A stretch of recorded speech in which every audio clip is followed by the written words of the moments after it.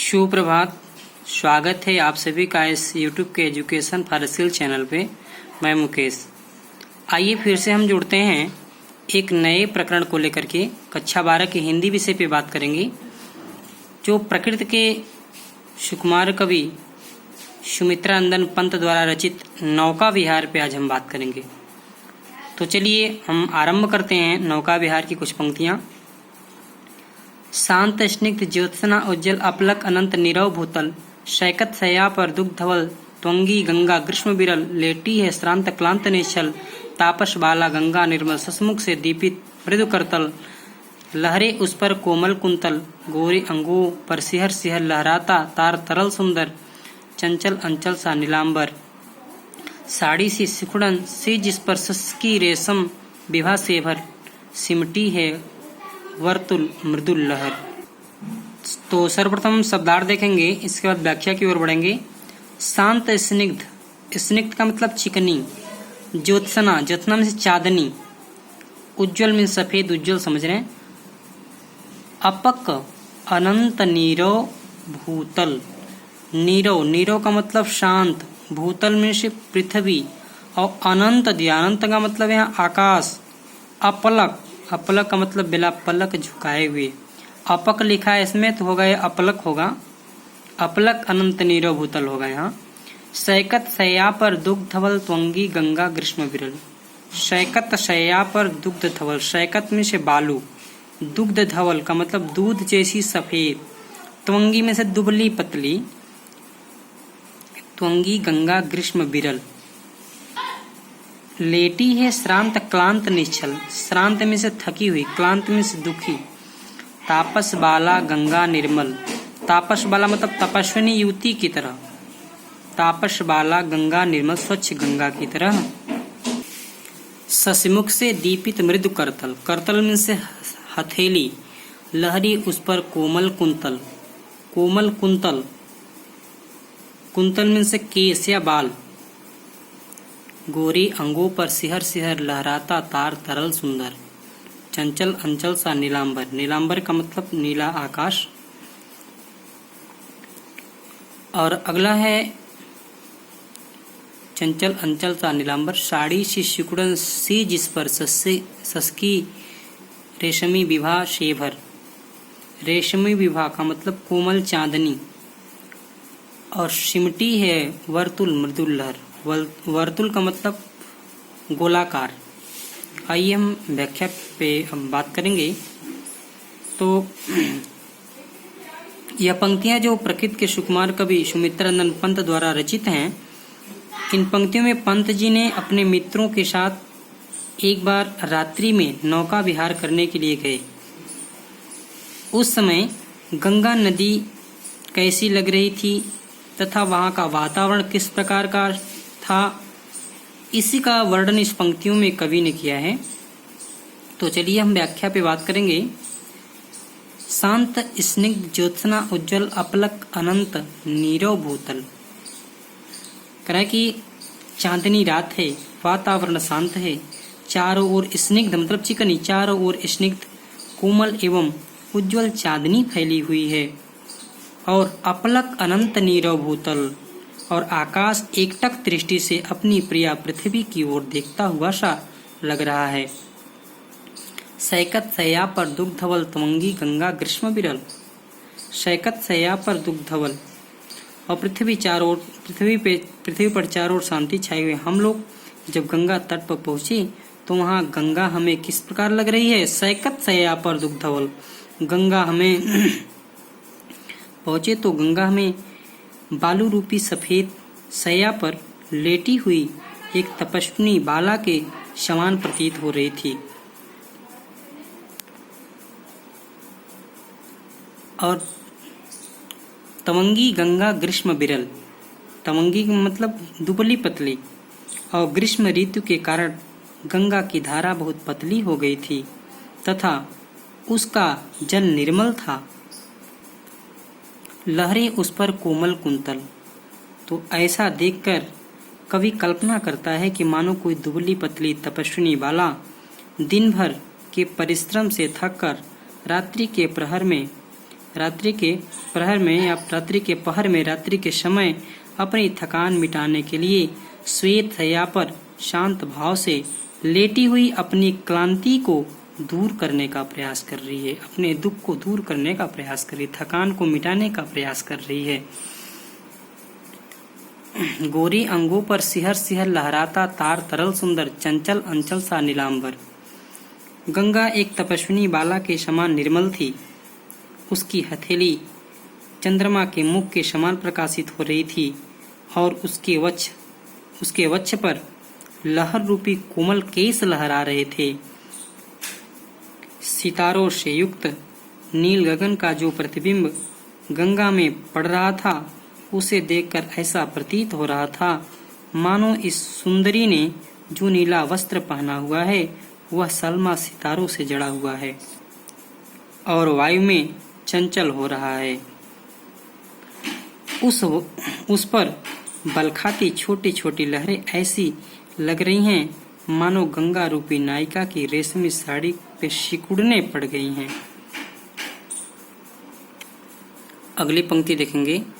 चांदनी रात का प्रथम पहर, हम चले नाव लेकर सत्वर, सिकता की सस्मित सीपी पर मोती की जतना रही विचर, लोग पाले चढ़ी उठा लंगर, मृदु मंद मंद मंथर मंथर लघु तरड़ हंसनी सी सुंदर, तिर रही खोल पालों के पर, निश्चल जल के सुच दर्पण पर बिंबित हो रजत पुलिन निर्भर, दुहरे ऊंचे लगते क्षण भर, कालांकर का राजभवन सोया जल में निश्चिंत प्रमन, पलकों पर वैभव स्वप्न सघन। चांदनी रात का प्रथम पहर, वह चांदनी रात का वो प्रथम पहर था। हम चढ़े नाव लेकर सत्वर, सत्वर का मतलब शीघ्र ही, सिकता की सस्मित सीपी पर, सिकता में से बालू, और सस्मित सीपी मतलब मुस्कुराती हुई सीप या लछड़ा से होगा अर्थ इसका खुली सीप, मोती की ज्योत्ना रही विचर, मोती की ज्योत्ना मतलब चांदनी रूपी मोती दिया है। मृदु मंद मंद मंथर मंथर, मंथर मंथर मतलब धीमे धीमे या धीरे धीरे, तरड़ी तरड़ी का मतलब नौका, लघुतरण छोटी सी नौका, हंसनी सी सुंदर, हंसनी की समान सुंदर लग रही है। तिर रही खोल पालों के पर, तिर रही खोल पालों के पर, निश्चल जल में शुचि दर्पण पर बिंबित हो रजत पुलिन निर्भर। शुचि, शुचि का मतलब स्वच्छ या पवित्र, रजत पुलिन मतलब चांदी जैसे चमकते तट या कगार, दुहरे ऊंचे लगते क्षण भर, कालांकांकर, कलाकांकर का मतलब ये कलाकांकर राजा का एक महल है, वैसा महल का राजभवन, सोया जल में निश्चल प्रमन, प्रमन का मतलब प्रसन्न मन वाला, पलकों पर वैभव स्वप्न सघन, स्वप्न सघन, वैभव स्वप्न का मतलब वैभव से भरे हुए सपने। इन पंक्ति में कवि ने चांदनी रात में नौका विहार के दृश्य का वर्णन किया है। चांदनी रात में गंगा की बालू कैसी लग रही है तथा छोटी सी नाव मंद मंद बहती हुई कैसी प्रतीत हो रही है, इसका वर्णन कवि ने अपनी पंक्तियों में किया है कि चांदनी रात का प्रथम पहर, हम चले नाव लेकर सत्वर। चांदनी रात का प्रथम पहर था। हम लोग नौका विहार के उद्देश्य से अपनी छोटी सी नाव को लेकर शीघ्र ही गंगा की ओर चल पड़े और सिकता की सस्मित सीपी पर मोती की ज्योत्ना रही विचर। गंगा की बालू पर चांदनी ऐसी चमक रही थी मानो खुली सीप में मोती दमक रही हो। और लो पाले चढ़ी उठा लंगर, अब हमने नाव पर पाल चढ़ा दिए और लंगर उठा लिए। मृदु मंद मंद मंथर मंथर लघु तरड़ी हंसनी सी सुंदर तिर रही खोल पालों के पर। परिणामतः हमारी वह छोटी सी नाव एक सुंदर हंसनी के समान मंद मंद धीरे धीरे गंगा की सतह पर तैरने लगी। इसे देखकर ऐसा लगता था मानो कोई हंसिनी अपने श्वेत पंख खोलकर पानी में तैर रही हो। यह नाव रूपी हंसिनी के पाल रूपी सफेद पंख बताए गए हैं। निश्चल जल में सूचिदर्पण पर बिंबित हो रजत पुलिन निर्भर दुहरे ऊंचे लगते क्षणभर। निश्चल जल के सूचिदर्पण पर गंगा का जल निर्मल एवं शांत था। चांदनी में चमकते हुए बालू के कगार जब गंगा जल में प्रतिबिंबित होते थे तो वे दोहरे ऊंचे लगने लगते थे। गंगा के किनारे पर ही क्या था? अगला है, काला कांकर का राजभवन सोया जल में निश्चिंत प्रमन पलकों पर वैभव स्वप्न सघन। और गंगा के किनारे पर ही काला कांकर का वह राजभवन था जो जल में प्रतिबिंबित होता हुआ दिखाई पड़ रहा था और ऐसा लग रहा था मानो जैसे अनेक स्वप्न संजोए हुए यह जल में निश्चिंत होकर सो रहा हो। ऐसा उस राजभवन को देख करके प्रतीत हो रहा था। अगली पंक्ति देखेंगे, नौका से उठती जल हिलोर हिल पड़ते नभ के ओर छोर विस्फारित नयनों से निश्चल कुछ खोज रहे चल तारक दल ज्योतित कर नभ का अंतस्थल जिनके लघु दीपों को चंचल अंचल की ओट की अविरल फिरती लहरें लुक्षिप पल पल सामने शुक्र की छवि झलमल तैरती परिसी जल में कल दोपहरे कचो में हो ओझल लहरों के घूंघट से झुक झुक दशमी का ससनिज तिर्यक मुख दिखलाता मुग्धा सा रुक रुक। नौका से उठती जल हिलोर और नाव से गंगा नदी में जल की हिलोरें उठने लगी। मंद मंद नाव के चलने से गंगा में जल की हिलोरें उठने लगी। हिल पड़ते नभ के ओर छोर, उसे देख करके ऐसा लगता था जैसे आकाश का किनारा हिल पड़ा हो। विस्फारित नयनों से निश्चल कुछ खोज रहे तारक दल, विस्फारित मतलब खुले हुए, तारक दल मतलब तारे या तारों का समूह। ज्योतित कर नभ का अंतस्थल, ज्योतित का मतलब प्रकाशित कर देना, अंतस्थल मतलब हृदय। जिनके लघु दीपों को चंचल अंचल की ओट किए अविरल फिरती लहरें लुक्षिप पल पल सामने शुक्र की छवि झलमल तैरती परसी जल में कल। रूपहरे, रूपहरे का मतलब होता है सुनहले। रूपहरे कचो, कचो का मतलब बाल या केस में ओझल